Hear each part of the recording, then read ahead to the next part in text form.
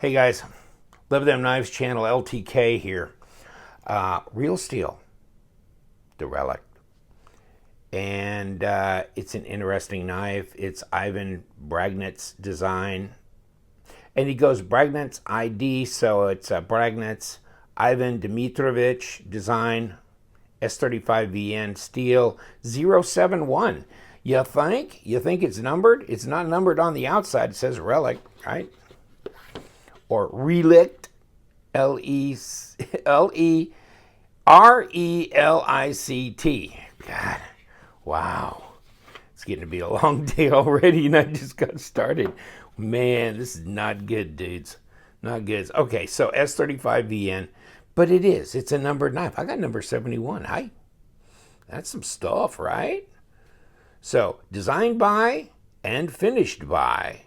And I'm not going to Li Hanghua, whatever. So, that's the first time and the only time I'm going to say that. 83 millimeter long blade, so 3.27 inches, and 3.5 millimeter thick. S35VN comes in this box, and they roll it up in the microfiber cloth, usually right in the middle of there, and then slap the good stuff on top of it. And so it's a numbered edition. Shows you what born on date, June 2018. So this is brand spanky new out of the box. It's got that marbled carbon fiber on both sides. It's titanium. It's a frame lock. But stop. It's not a flipper. I think my auto spell just goes automatically when I start talking about frame lock. It goes titanium frame lock flipper. I have to delete the flipper off. This one is not a flipper. Okay? So this is a frame lock. Did you see that lockup? Pretty heavy, like 50%. I don't know, these scales seem fat. They do. I mean, they seem thick, but they seem very, very smooth and rounded. Really well finished. This is an S-Series knife from Real Steel, which is a Chinese knife company. Of course, Ivan lives in Ukraine. Engineering guy, go figure, right? You know, I guess if I had an engineering degree, I might take a shot at designing a knife, but not with a journalism degree. So I'll talk about it. How about that? Any case, and you got this lanyard thing that flips her up here, or not completely going to disappear. So how strange is this? Now, I will give you the link to his Instagram page, and you can see the different knives that he's designed.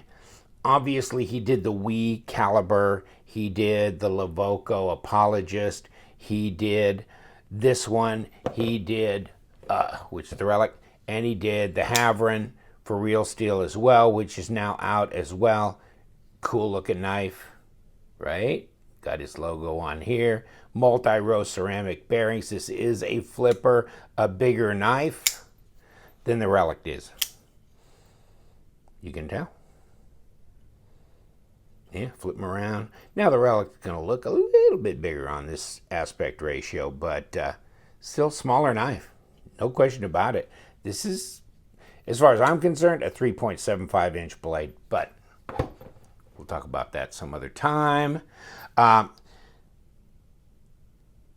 Obviously, how do you take it apart? I used a screwdriver, a small bladed screwdriver. They don't give you a tool in here, as you could see. They do for Real Steel has the Harrier out now, and it's got a proprietary pivot, but they give you the tool for this. Okay, a little 3-prong thing goes in and unscrews that. Harrier, really cool knife. This is a Carson design, obviously. Interesting, and it's a flipper as well. So this is not a flipper. This is one of 3 that have come out really recently from Real Steel. And this one is old school. This is European hunting knife style. And I got this knife out, and I'm sorry, I had to ask him because I go, what is this? on the front of the knife other than a wicked striking instrument. I mean, I only imagine the amount of pain this could cause if somebody got raked or hit with this. But actually, no, your shotgun shell slides in to this in the base. You know, if you get one hung up, if you've ever been out shooting with a shotgun, if you've ever had one hang up in the pipe that didn't extract, and maybe if you have like an over-under side-by-side shotgun, single shot, whatever, that hung up, you break it open and that won't come out for some reason. I can't remember the last time I ever had that happen, but this will slide across the base, which is a little brass base or metal base on the shotgun shell. It'll just slide in and you can just pull it out. So and it's not uncommon for that to be the case, or for that to be attached to a knife in Europe. Check this out, okay? And he sent me, I go, what the hell? Who does this? And he goes, oh, I don't know, a few people do. All these knives. Not a great picture, sorry about that, but this is a picture he sent me through Instagram. But look at all these have the extractor on the end. So this is his homage to old school European hunting knife stuff. Although those don't look to be as high-end materials as this. So this one, you got S35VN steel and a titanium frame with a marbled carbon fiber outer. So if you're a hardcore out in the woods hunter, this may not be the knife you're going to carry to begin with, is what I was arguing with him.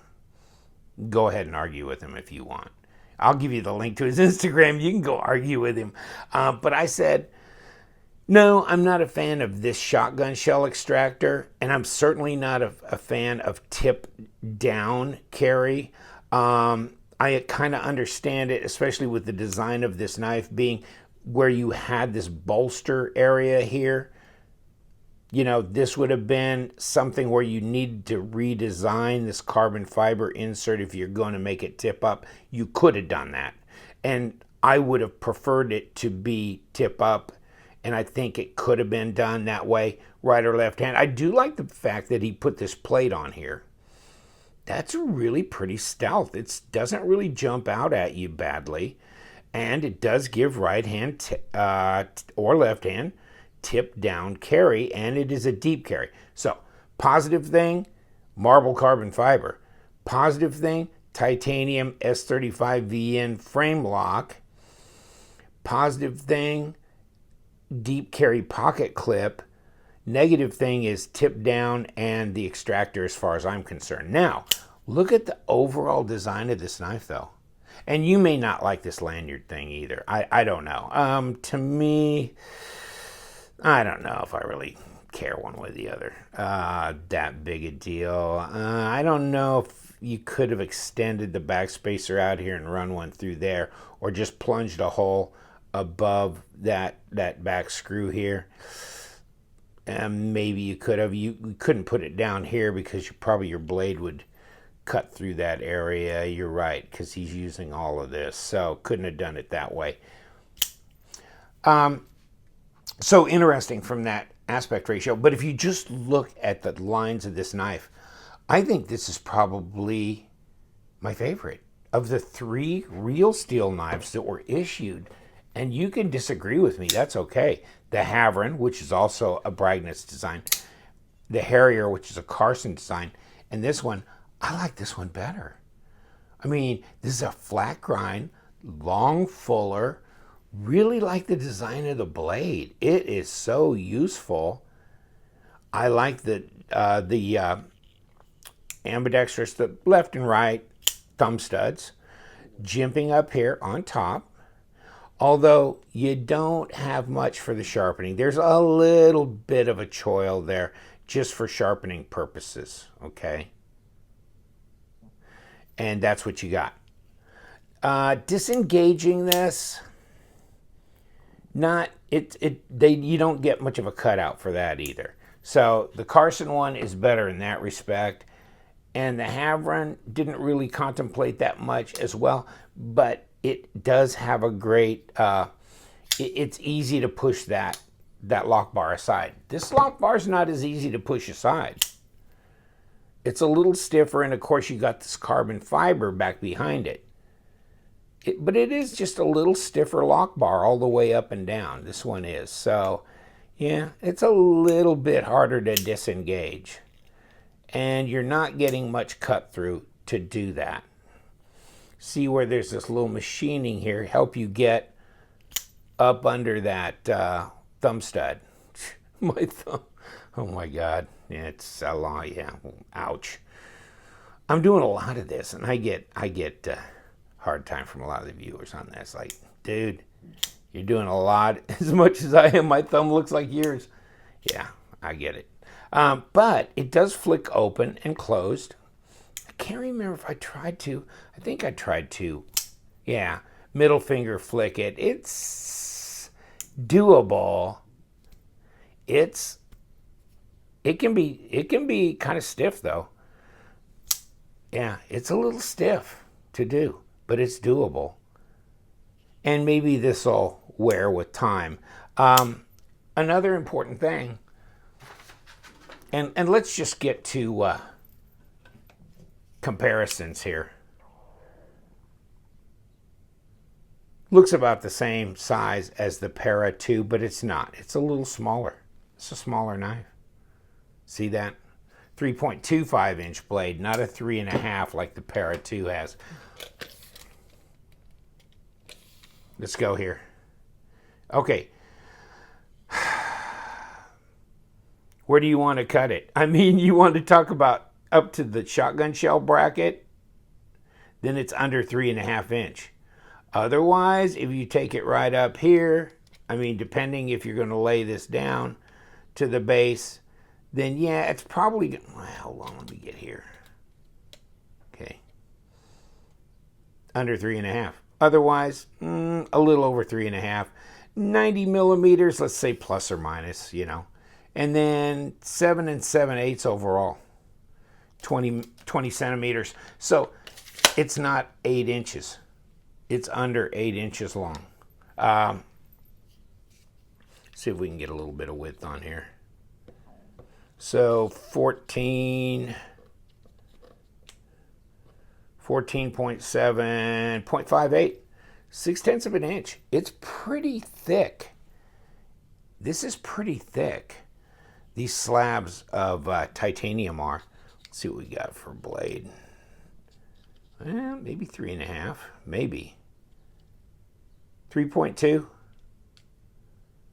3.3. I think they said 3.5 in there, so probably if I grabbed a little hardier part of this, I'm still coming up 3.3. So that's what I'm calling it. 3.3. Interesting. Let's get a weight on this. You know what? See how much it weighs. Ounces. Under 4. Wow. About 112 grams. That's amazing. As opposed to, let's say, the Harrier, which I don't know that I've weighed this before. 4.75. Still not bad there. And the Havron, full-size knife, 4.2. So a lot of these, you know, that are this size are 5 point something. So I'm a little surprised that it's as light as that. Just under 4. Wow. Okay. Okay. I think this would make a heck of a slicer, though. And it's pretty sharp out of the box, so that's a good thing. But yeah, this is a numbered knife with titanium and all that, so I don't know. I just don't see this as a field user. I don't think there's a lot of hunters that want to buy a knife for whatever it costs. And here's White Mountain if you want to get it from them. I think, of course, Real Steel calls it $299. It's $240 something. I cut the last number up. It looks like $245. So yeah, if you want to get it from White Mountain, use the discount code LTK, get 10% off, so it'd be another 25 bucks. So it'd be in the 220 range, you know, delivered. And here's your specs here. Again, drop point, flat grind, 3.9. You know, that's pretty light.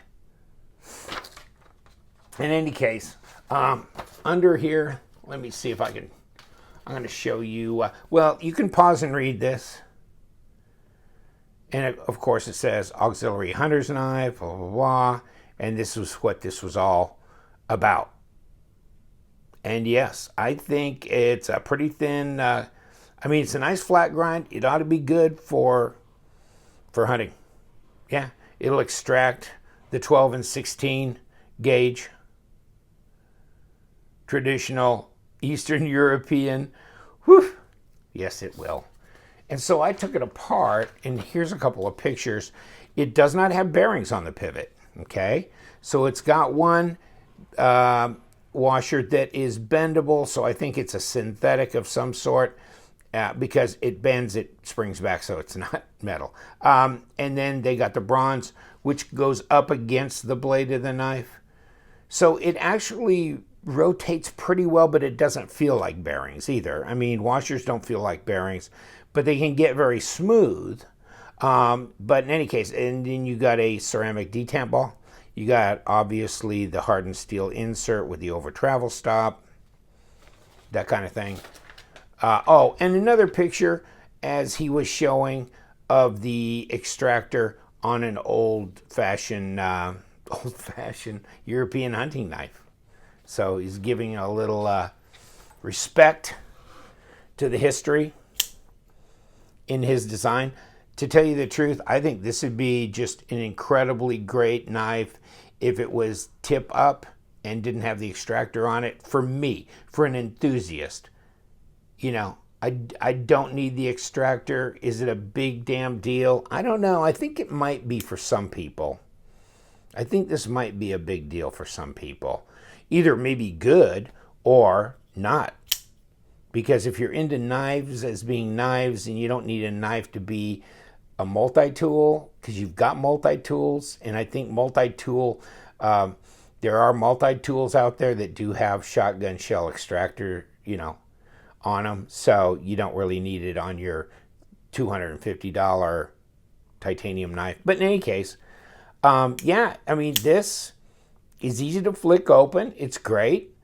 You will not be able to gravity flip this. I'm not able to. And look at the design, how it flows. I mean, you don't see the back of the blade. That's cool. This disappears in the handle. I like the design of this. I really think this is a super great design.